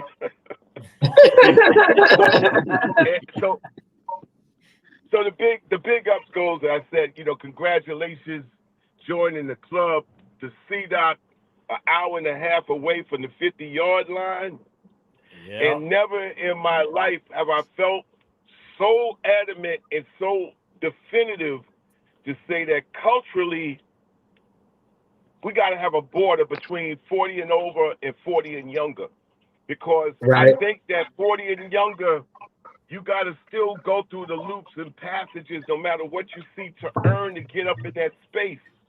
Because we're dealing with rare air. We're not dealing with an area where we should be trying harder to attract the core audience. That's Right. absolutely bananas, man. And I was telling somebody, I said, yeah, when you try to get young by any means necessary as fast as you can, you aging yourself twice as much. Mm. So you got to Right. stay in your pocket of what you do, and that is going to be useful as it is. So, Doc, as you're crossing the 50-yard line, the culture, the music, the energy, the activity, the work, the commitment, the love of seeing other people prosper and shine, which you do very well. As a matter of fact, better than anybody I know. I mean, if I played ball with you, you be the dude that be loving just to throw that assist and letting somebody else dunk. Oh hell yeah. That epitomizes what you do in music, what you do in the coverage of the show. I mean, you are the ultimate team hustler player that enjoys to see your teammates score. And I think that is the thing that we all came up on. And ODAD to admit that is that when I was able to see Stetson Sonic on the stage, although we had to come on before them or after them, I felt better when they scored because I knew what I had to do to score. Yeah. You know what I'm Agreed. saying? I felt that the light that they was bringing to the table, I knew if I did my job, it was going to shine on me. And I just think that was the particular ethic of a demographic that only over 40-year-olds could get, that you win even when you don't win, when we all win. Yeah. Right. And I just think that culturally, when you scroll through Instagram, you scroll through Facebook, YouTube, TikTok, they in so much of an age demographic swirl where it's dog eat dog, and I never seen a time so much where marketing was laced with drama just to get the attention, to get you to get engaged. And I just think that culturally, myself, as far as servicing, I draw the line. You know, it's like, yo, man, you got to earn it yourself to to be in the hip hop god category. Yeah. You gotta earn that time, and it's not going to be based on algorithms or these terms or these numbers that people come up with in order for something to be deemed successful or not. That is the total opposition to what art is intended to be anyway, man. Yep. And so you coming over on the 50-yard line, it doesn't mean that we're not engaged with 20-year-olds doing their art, and for whatever reasons that they might have. But I'm just saying that, and the same thing is going across in sports. You might see somebody like, yo, man, they already winning, but he don't really want to win with that team because he ain't winning or she ain't winning. So therefore, they want to get traded to another team so they could get their shine because the bag is still the bag is the bag. But the overall game is going to keep people coming to the table because it's exciting and it gives us something to do. So I'm just like saying, man, there is an ocean of opportunity between 40 and 75 who are looking to enjoy the art for what it is, to be able to say, listen, I could sit down, or, I really want to stand up in the audience and enjoy this concert, but I can't stand up for an hour and a half. I want to leave better than how I came in. And that was always the golden rule. So I'm not trying to enforce that on anybody who might be in their art and craft in 25 or 35 even. I'm just drawing the line. I was like, as a 40-year-old on up, there's a 25-year, there's a 35-year window to 75. The battle is getting there. But then again, that's what you're going to tell every young person anyway. When somebody's like, yo, OG, this is that. I'm like, yo, man, your challenge is to get where I'm at. Because all I know is I've had 63 straight consecutive years in a row that's dope. And you got 23. You better hope you get to 30, dog. Because I'm 63 and 0, dog. You know what I'm saying? I'm 63 and 0, and still, all I got to do is get with a C-Dot Ultra, Flatline, Jenny, Daddy-O, and be 64 and 0 if I'm breathing. Because this is what I do. This is what we like to do. Nothing can take that away. So, My last point is seeing all this dramedy of comedians, cause it reminds me of I'm not looking down on anybody, but to me, I come from a time where a comedian, yes, you had social commentary, but pretty much you're a clown, right? You're a clown. Right. That's what you are. We do music, yeah. So just shut up and play your music. We're musicians, right? So we come from that.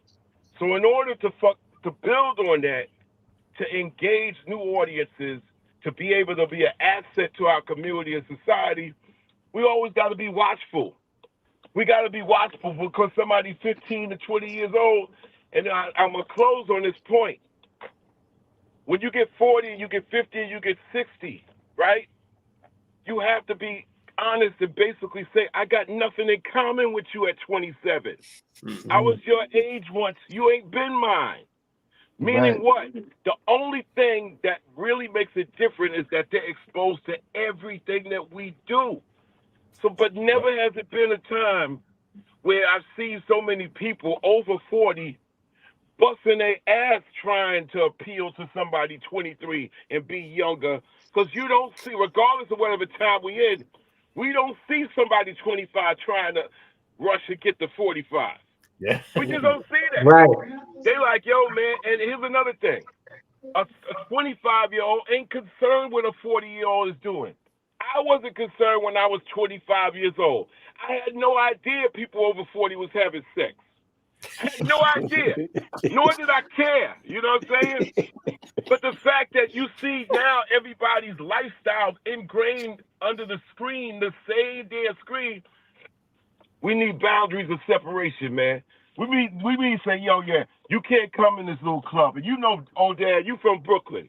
How many little bars and cafes do you know in Brooklyn when you step up in there, especially back in the day when we were young, and they playing Arthur Prysock on the jukebox, and you come in there and say, oh, I know I'm in the wrong place. Oh, yeah.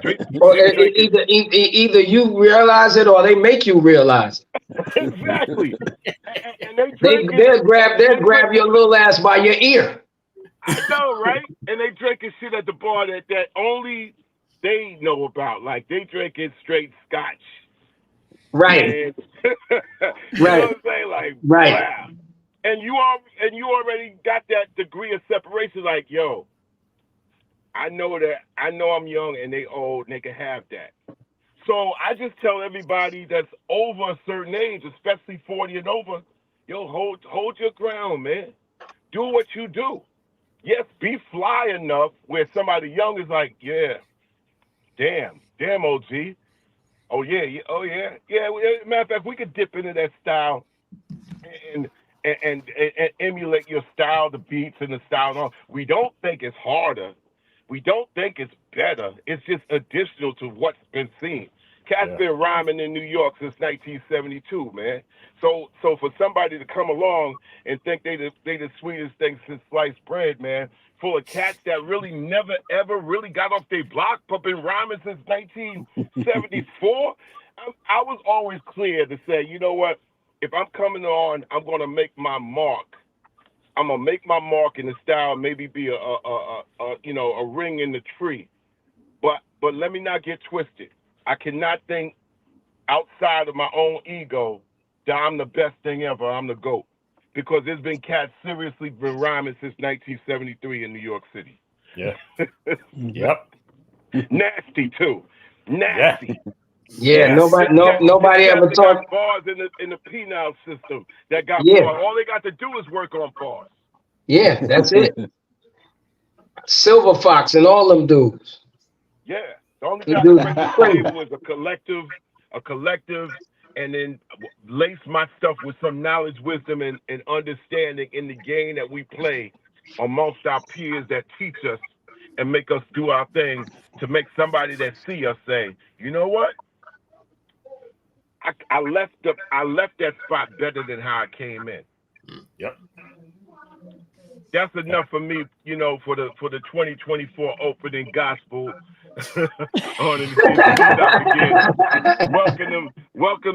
Welcoming him into the world that we've been at for a while, Dad. Yep, no doubt. I agree. I second what you say about Doc, though. I mean, you know, I got a couple. Two of the most important is on this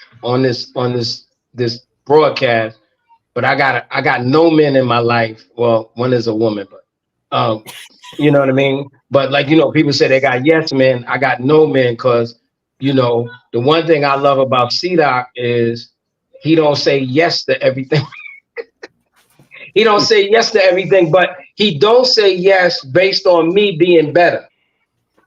You know what I mean? It's not like he says no for some personal reason, some political reason. I could go on and on, emotional, whatever. He does that just kind of based on, and Jennifer's the same way based on, you know, it's the same way you would say to any of your peers that you love, yo, you could do it better than that. If you was in sports and you notice that somebody was weak on their left side, you're like, man, stop running to the left, man. You know what I'm saying? Every time you run to the left, man, they tackle you behind the damn scrimmage line. Every time, bro. Like, stop running to the left. You know what I mean? Where he might think, it's me in this case, might think that I'm fly running to the left. You understand what I'm trying to say? But if you got somebody like them in your corner to help you do that, it helps me kind of crane out. And that's been helping me really kind of crane out, you know, even when I'm lost for what to do next. For instance, I give you an example. You know, I'm always that true spit slam, right? So I've been working on the Stetsasonic stuff for a while. Working on the Stet stuff has kind of put a little dent in working on the DaddyOs stuff. See, that comes up with a bright ass idea. Why don't we just do an album called Daddy-O and Friends? Because I got features from Chuck D, Pasta News, Bun B, AZ. I got crazy features, bro. Smith and Wesson, like Andre Nicotina, like I got crazy. You know what I mean? So that it helps. You know what I mean? So I'm just adding on to what you were saying. Like I really, you know, Doc is one of them dudes, man, and you know that really helps out. You know what I mean? Like really, really helps out. I mean, that's why every time he did a record for me, you always heard that shit. It's C-Doc again. I remember I was with what's your man name from Oakland, Chuck, that was with you? Jahi? Yeah, I was with Jahi one day and he was like, yo, man, when C-Doc be making these records for you, man, like what do y'all be on? Because I don't be hearing them kind of beats. but that's typical C-Doc, because if you listen to the record that he did on Daddy-O, Chuck D, and Wise Intelligent, you might possibly think it's RZA, right? I mean, because it got that kind of, you know what I mean? It's a little more body, because RZA's thin. No disrespect, but he's thin. No, you know what I mean? He's dope and thin. He's dope and thin. Just like Dame Grease. Dame Grease is dope, but thin. You know what I mean? But you know what I mean? But that's Doc. Like, you know, he's gonna make it fit. You know what I mean? So I'm just seconding what you were saying, Chuck. Yeah, man. It's also reflected on this show. There's a lot of podcasts out there. You know, a lot of podcasts, just like there was MCs and DJs and basketball players, and everybody feel, you know, comedians, and everybody feel they got a mic and camera, but I think the servicing of this show requires a certain detail that should be ready to answer the question like, well, they so deep in it, who gives a damn? And it said, you know, at the end of the day, you know, you'll find out it's not based on the quantity of anything. It's based on the quality of what it is. You know, it's not audacious, but it has a little bit of that Miles Davis turning his back on your ass. Yeah, they said, Spaceman told me, right? Space said, when you play with Miles, because you know Space played with a bunch of them. Space told me, man, Miles had this word. Well, actually, it wasn't Space. It was Toombs, God bless the dead. Toombs told this to Space. He said that Miles had this word called stroll. He said, you know what that word stroll means, Daddy-O? I said, no. And you know what, Chuck? You saw it. I'm going to tell you when you saw it. But I'm going to tell you what it is, and then I'm going to tell you when you saw it. You saw it in Chicago. He said that Miles would set something up, and you got to play, right? Everybody's playing. Right. If you fuck up one note, he said, Toon said Miles would go, stroll. You know what that means? You got to sit there next to your instrument while the rest of us play. Wow. Wow.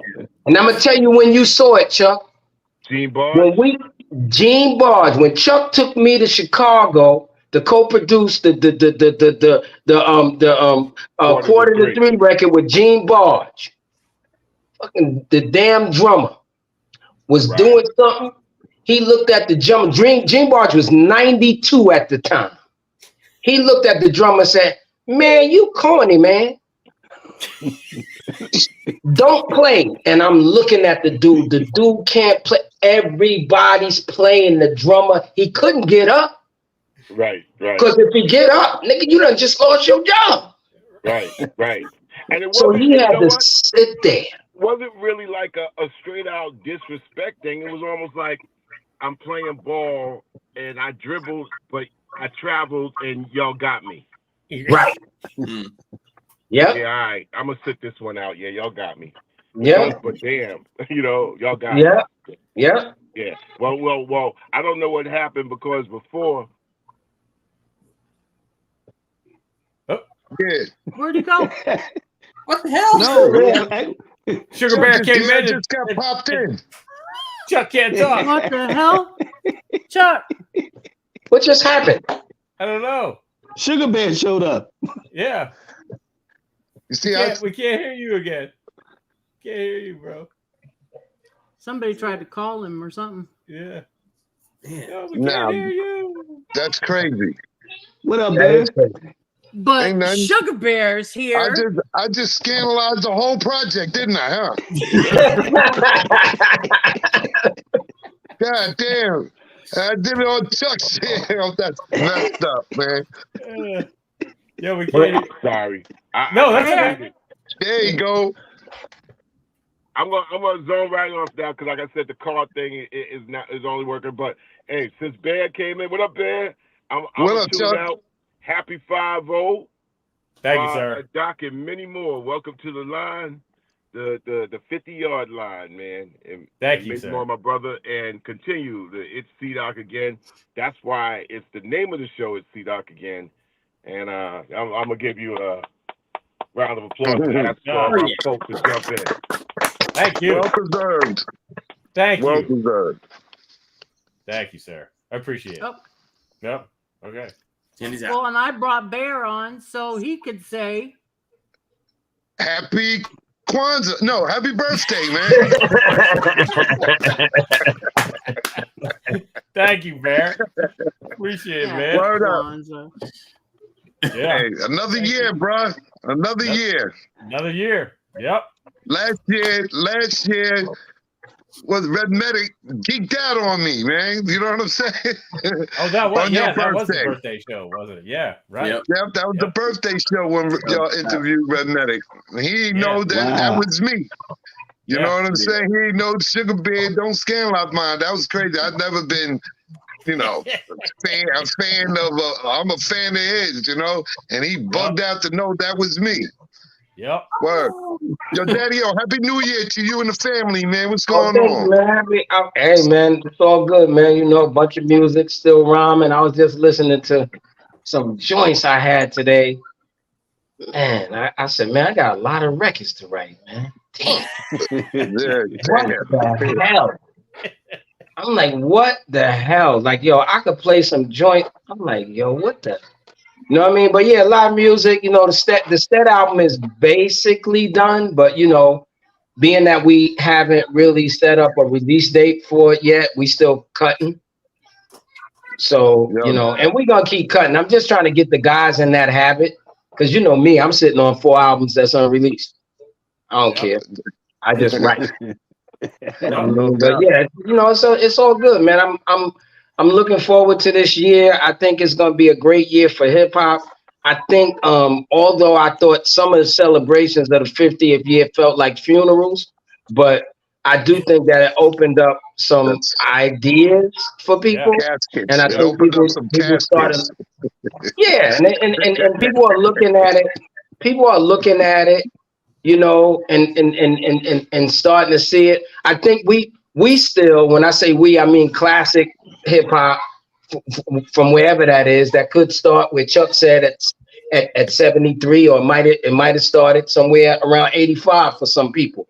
But classic hip hop, we still have a duty to fulfill.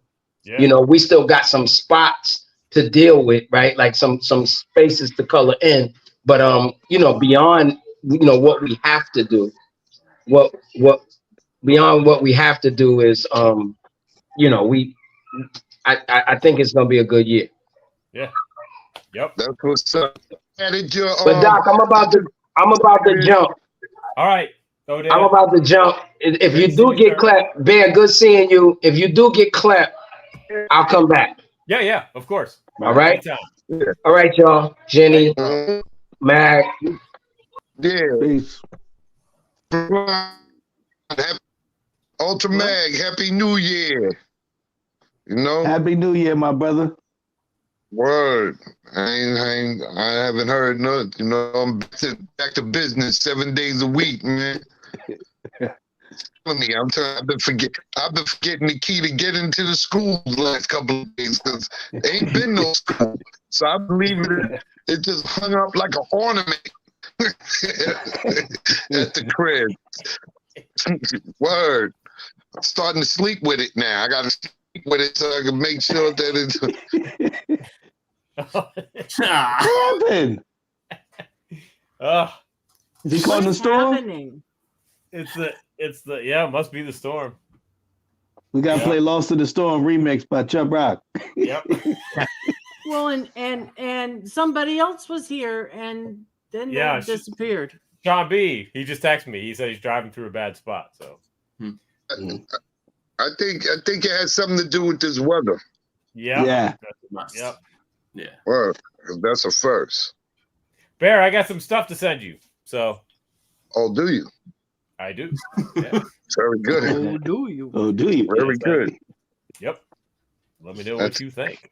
Coming from the birthday boy, I don't know. JD said he wanted to call, but that's where he is right now. Yeah. It's all good. Yo, At a UNLV game. There was a post Stetson Sonic put up. I had to go and pull it up on YouTube to hear the whole thing about that detox. Everybody thought Wise was a beatbox. What record was that? Oh yeah, but now y'all giving up love. That's Some of my y'all waiting on shit. detox. Yeah, that's my shit. That's my see what I'm talking about? Yeah. It don't take long for me to Never feel the heard track. And you know, that's a Sugar Bear joint. Yeah. They put that one together right there. Word up. Yep. I like that. I love that shit. I added I was getting ready to tell DaddyO, I just added that to my playlist. Yep. You know? Yeah, that track is you did that. You did that track? I didn't do that one. No. You did that track?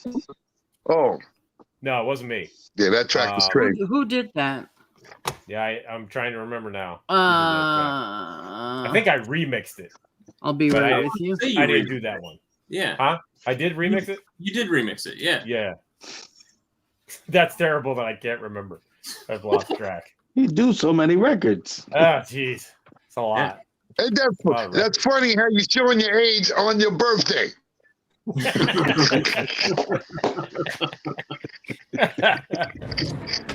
Oh, well, thank you, Mac. Yeah, what Napper said. Yeah. Yep. Thank you. Yeah. Word up. The OG is pretty tough to beat, but but thank you. It's all good.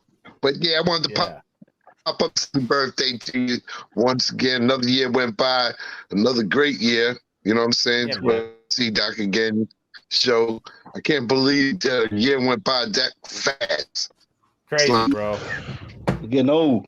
Yeah, that means everybody's busy. You know? Yep. We're still here, blessing with the blessings. There it is. Do it again. Yeah, there's that album right there. That's that one. Yep. Well, thank you, Barry. I appreciate it, man. Now I'll send you some stuff here in a minute. As soon as we wrap up this show. No doubt, man. But I had to I just saw the text and I said, and you know this, man, I had to be, to give the verbal shout out because I wasn't going to text you and all that laziness. That's laziness. Yeah, people don't pick up the phone call. You know what I'm saying? Check your pulse. I just wanted to verbally say, happy birthday. You know what I'm saying? Doing that quick shit. Yeah. and they don't spell it all the way out. HBBAY.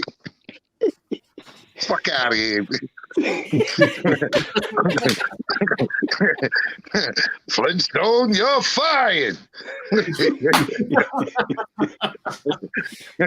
you go. You heard from Sugar Bear. Yeah. You know, so There you go. I'm gonna let y'all wrap it up, man. One time for your mind. You know what I'm saying? Once again, happy birthday, C-Doc. Thanks, man. And I'll talk to y'all later. Love y'all, man. Word up, y'all. All right. Real people, Peace, man. Thanks, One. Bear. Yeah. Peace. Sugar Bear. Sugar Bear. Sugar Powerful Bear. powers. Yes, sir. Thank you. Oh, thank you, Overkill. I appreciate it. Thank you. It's official in about an hour. Yep. So today's David Bowie's birthday. Happy birthday, David Bowie. Yep. Was it today? I want to say it was yesterday. Or was it yesterday? Yeah. Yeah. I think so. Yep. Why didn't you let me know, Flatline? I never know what day it is. I think it was yesterday though. Yeah, I think you're right. January 8th. Yep. Okay. So yes. Yep. Come on, Flatline. Yep. Supposed to help me out. I got my David And- Bowie socks on right now. Tomorrow Nice. is the day that he died. Yes. That Oh, sucks. right. He died on my birthday. Oh, Yeah. alrighty. Yeah. Yeah. Yeah. So there's that. There's that. I Hey, do. Flatline. Oh, I my do- bad. Go ahead. No, I was gonna say I do share a birthday with Donald Fagen from Steely Dan, so I'm cool with that. Uh-huh. I'm good with that. But what were you saying, Ultra? I was going to tell Flatline I did a show with David Bowie. since Yeah, since I he's the know biggest David Bowie fan. He's That's his dope. number one fan. That's so dope. I saw David Bowie's Glass Spider tour. Ah. And of course, Chuck D and Kyle Jason, they got they met Mr. Bowie too. Well, wait a minute. Now, event in you New York. also share a birthday with George Foreman, Mm-hmm. Pat Benatar, Nice. Oh. Rod Stewart. Yeah, okay. Damn. Do you think I'm sexy? Yeah, okay. Not particularly, but No, I mean the song. let's ask her. Let's ask the wife. Usually she does. Yeah. I hope. Wow, Jared Kushner. You share a birthday with Jared Kushner. Okay. Not particularly. I meant the song. I know, but that's a lot. I know. A perfect spot. Like, not know. particularly. I know. I know. Really depends on what kind of mood I'm in. I don't know. Oh. Maybe Jared Kushner lied about his birthday. She lied about everything else. Why not? Exactly. Right. Exactly. Anyway. Yeah, I know, Bear. Gentlemen, it's C-Doc again. It's brought to you by. Anybody have the can? Oh shit! Oh. Ah, They've been drinking too much of it. Jesus. By Hackensack. Auga! There you go. Wow. By Hackensack Brewing, the beer is Auga.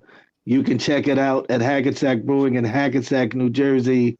Why are you so close? It's behind the tombstones. If you know, you know. Check them out. There you go. And the show is also brought to you by the Spitslam Record Label Group. Yeah. The Spitslam Record Label Group, a Chuck D situation. Catch us on your favorite streaming platform, on Bandcamp, or visit our official web store at spitslamrecords.com. All releases are available digitally or on CD, with select titles available on vinyl and cassette. The Spitslam Record Label Group. Throwback to the future sound. Yeah, Also- it is. Also, if you can find Rap Central Station Mag. Yep. Free. Free. It should be out there. Should be out there. It even features a piece with Daddy-O. Professor saw. Daddy-O. Yep. So, Brought to you by Mr. Chuck D. yeah. some articles written by Flat Lizzle himself. I interviewed Curious and Cut Beatles for this issue. Yes. I also interviewed Mikey D. Yes. So all I did was ads, but that's okay. Ads are dope. Ads are dope. I did the Spit Slam ads. So yes. So grab a copy of Rep Central Station at a record shop near you. You can join Flatline, Mr. Chuck D, and myself every Friday for the Angie Don't Stop radio show on Rap Station and Mixcloud. You can join Jennifer Jenny, Ultramag 7, and DJ Soul Buck on Sunday for the mixtape right here on Channel 0, where they play music for our upcoming guest, which I don't think we quite know yet. So stay tuned. Don't. And we'll find out. We'll find out together who next week's guest will be. But we will be here next week regardless for another episode. And I want to thank my co-hosts, Flatline, Ultramax 7, Jennifer Jenny, and everybody watching live, everybody watching on the replay. We will see you. Birthday stream coming. Maybe. We will see everybody next week for another episode of It's C-Doc again. Happy birthday, C-Doc. Oh, Lord. No, you didn't. Stop.